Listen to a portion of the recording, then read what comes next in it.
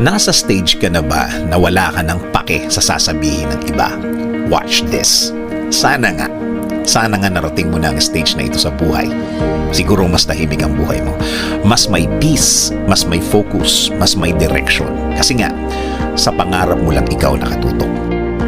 Wala ka ng pake sa mga sasabihin ng iba.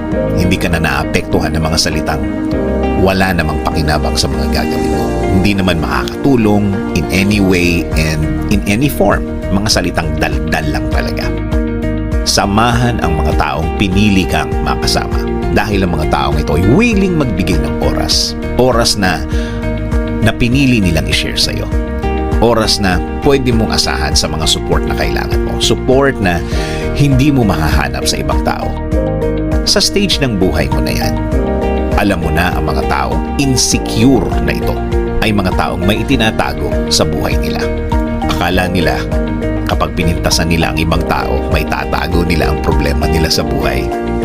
Akala nila the more na may ikinakalat silang mali sa'yo, sumisikat sila at nagiging okay ang tingin ng ibang tao sa kanila. Akala nila natatakpan ang mga insecurities nila sa buhay. Sa totoo lang, masama ang tingin ng mga tao. Kinukwentuhan nila sa kanya. So tama, the more na wala kang pakialam sa kanila, the more na tahimik ang buhay mo, the more na nakatingin ka sa mga bagay na importante lang, walang ingay, walang istorbo.